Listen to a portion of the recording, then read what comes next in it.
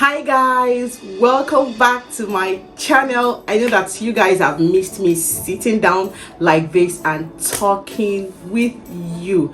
Welcome back to Gist with Genevieve. Of course, you know what we do on this channel, right? We talk about real life issues concerning marriage, parenting and motherhood, and all the lifestyle that revolves around it. If you are new to my channel, don't be a stranger. Join this wonderful family by clicking the subscribe button, and then you turn on the bell so that once I upload a video, you will be the number one to be notified. And to all my returning subscribers, thank you guys so much. Thank you guys for requesting for this video. I know I've been doing lots of food videos and I've just been exploring things, vlogs and all.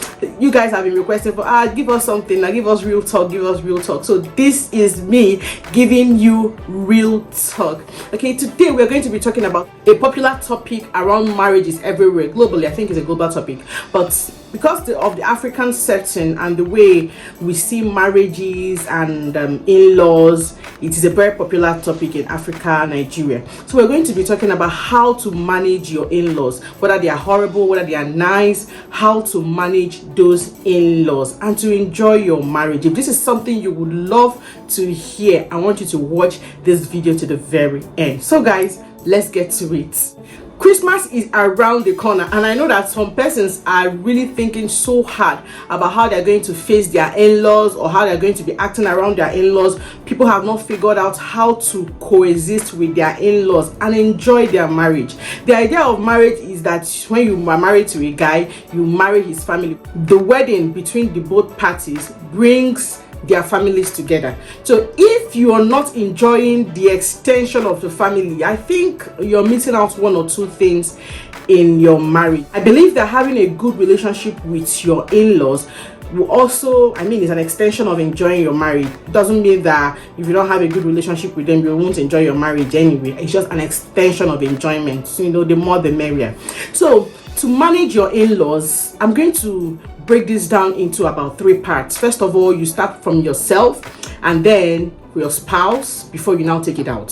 So firstly, if you have the mindset that in-laws are horrible people, if you have the mindset that my in-laws should die before I meet my husband or my wife, if you have that mindset that you don't want in-laws at all, I want you to throw it into the trash, because truly there are great in-laws out there. You are also somebody's in-laws, and also these in-laws are just like every other human being out there. So if you're going to be learning how to live with people, how to manage people, irrespective of their character, irrespective of their differences, then in-laws should not be out of it. Okay, so if you have that funny idea of horrible in-laws, please just wrap it as you're watching this video. Wrap it and throw. Good. Now let's go. Work on yourself and make your heart open to receive love. If you've thrown that idea away, you see that I want you to, if you've thrown that idea away, make your heart ready to receive the love that is going to come from the family you're going into. Just farabale, like the people will say, calm down, relax your mind, make sure that there is enough love in you, the love of God that is going to flow out of you to those people. Whether you like them or you don't like them, make up your mind that you're going to love those people. Whether it's your mother-in-law, your sister-in-law, your brothers-in-law, you don't have to like them, but you owe them love. Love is just what conquers it all. Start with that foundation, that whether I like my in-laws or I don't like my in-laws, I am going to love them regardless of who and how they are. I want you to also look at yourself very well and be sure that you don't have any form of complex issues or extreme issue. If you have complex issues, deal with it, so that you will not be assuming what someone did not say, so that you will not be insinuating what someone will not say. Your mother-in-law might say one thing, you will not say, is it because of this, is it because of that? No, resolve all the complex and extreme issues you have.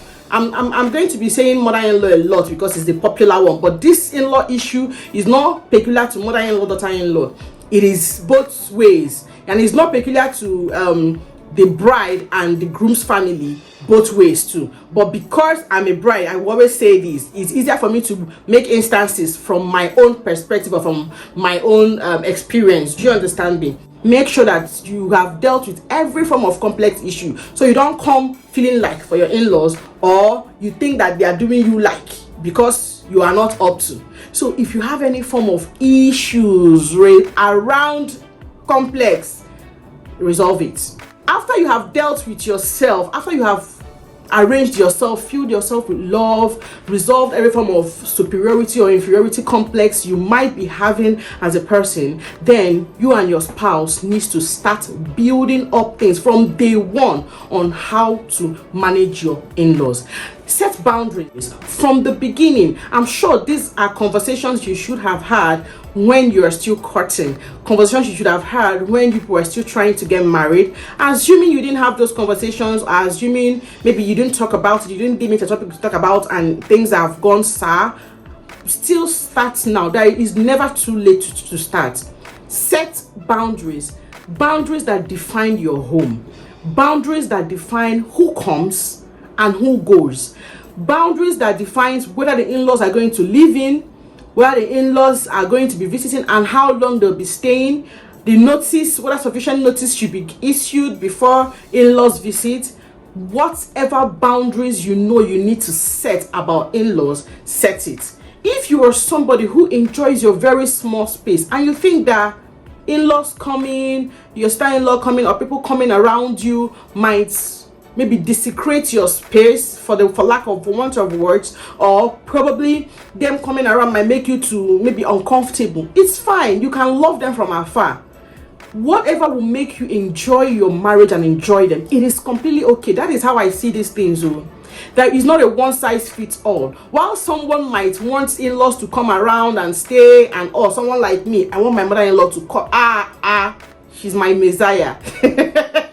So why some other people might want their in-laws to come, other persons might not want their in-laws to come. And for me, it is also okay. If you, not like you don't want them to come in a bad way, maybe you want them to just visit and go, but I want you to also bear in mind that accepting people, leaving people to come around you is okay.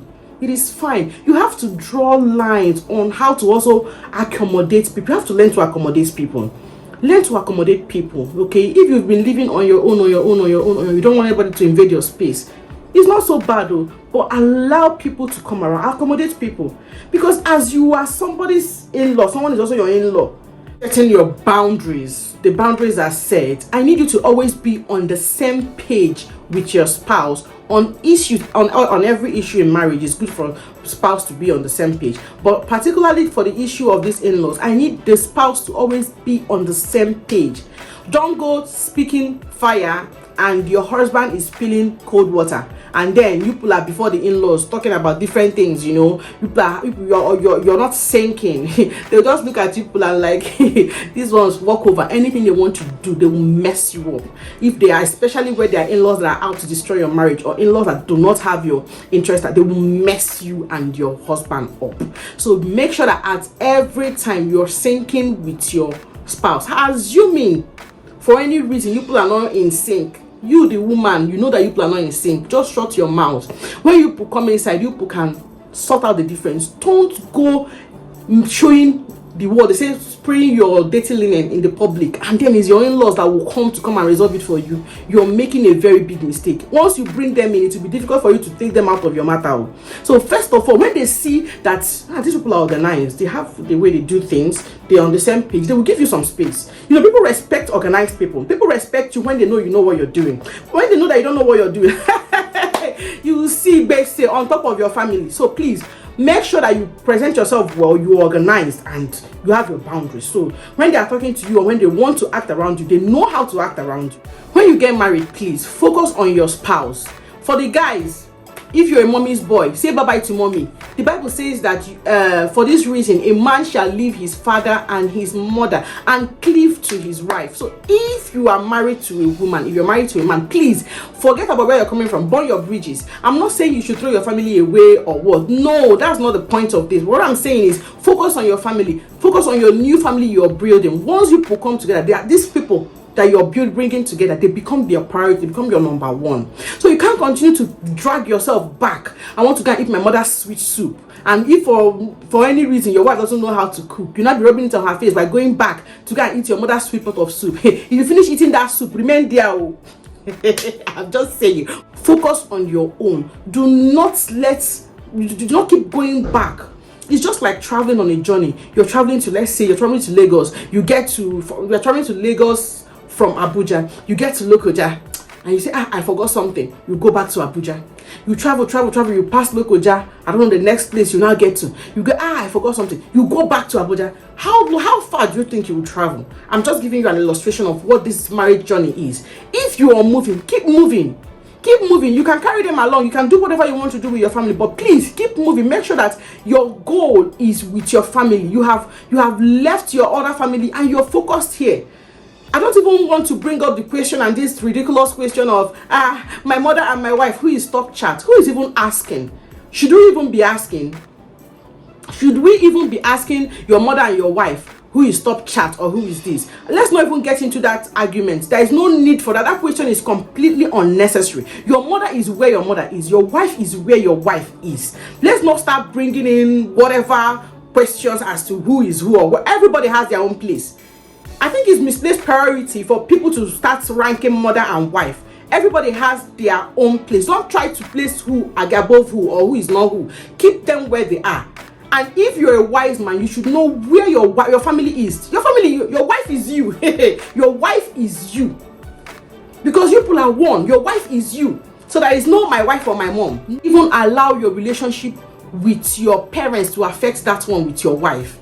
Exactly what I talked about in the last point. Don't allow your relationship with your parents to come and encroach in that of your wife. No, keep them where they are. Don't mix it. It's like trying to mix oil and water. It doesn't work. Keep them where they are. Everybody is fine. You have a good relationship with your mom, no problem. I have a good relationship with my mom, no problem. It doesn't affect the way I feel. It doesn't reduce the love. If you don't have complex issues, you won't have a problem if your spouse has a good relationship, a quality and good relationship with their parents or their family. It doesn't affect how you love me. It doesn't affect how you treat me. I mean, it doesn't affect any of it. So why bother? Why do I have to bother about it? If my complex issues is just okay, I'm on my own lane. It doesn't bother me, truly. It doesn't have to. I'm not worried about how your dealings with your family. I'm not worried about it. You're my husband. Nami get the man. Nami get them. Every other person is secondary. People need to understand their place in the life of their spouse. When you understand it, you know that there is no dragging between you and anybody. If you understand your space, your place in the place of your spouse, you're not going to be dragging about he's on his no. That one will be unnecessary. You will just be waiting. When he's done, he's coming back. You know where you are. You know where you have him or her.